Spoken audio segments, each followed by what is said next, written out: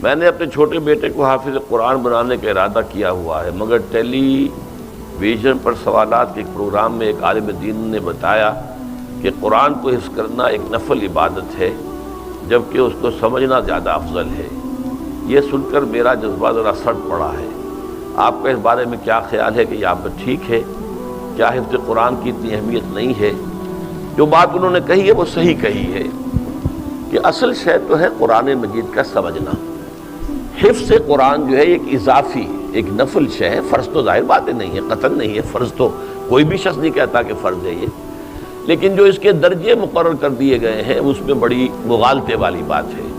اس لیے کہ حضور کے زمانے میں حافظ وہ کہلاتا تھا۔ میرا جو کتابچہ ہے مسلمانوں پر قرآن مجید کے حقوق، اس میں میں نے وہ حدیث بھی درج کی ہوئی ہے، صحابہ کا قول، کہ ہم حافظ اس کو سمجھتے تھے کہ جس کے ایک تو حفظ قرآن اس کے ذہن میں محافظے میں موجود ہوتا تھا، قرآن کا علم اس کے دماغ میں محفوظ ہوتا تھا، قرآن کا عمل اس کے پورے وجود میں محفوظ ہوتا تھا، وہ حافظ کہلاتا تھا۔ اب یہ صرف الفاظ یاد ہیں، نہ اس کا مفہوم پتہ ہے، وہ تو جیسے ٹیپ چل رہی ہے، اس ٹیپ کو کیا پتہ کہ میرے اوپر کیا لکھا ہوا ہے، وہ لکھا ہوا ہے دوسرے سن رہے ہیں، سن لیں۔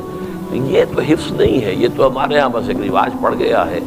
اور بہرحال ایک زمانے میں اس کی اہمیت بھی تھی کہ قرآن مجید کی حفاظت کا ذریعہ اللہ نے اس کو بنایا، اس لیے کہ اگر اس وقت لکھنے لکھانے کا اور کتب خانے اور چھاپے خانے اور یہ اور وہ اور ٹیپس اور آڈیوز تو تھے نہیں، تو اس لیے اس کی جو اہمیت پہلے تھی اب وہ رہی بھی نہیں ہے۔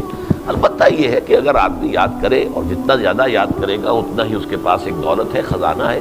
البتہ اصولی طور پر جن صاحب نے وہ بات کہی ہے، میں نہیں جانتا جس نے کہی ہے، صحیح کہی ہے کہ قرآن مجید کا حفظ ایک نفلی عبادت ہے، اس کا سمجھنا یہ ہمارے لیے فرض ہے، اصل شے فرض سمجھنا ہے۔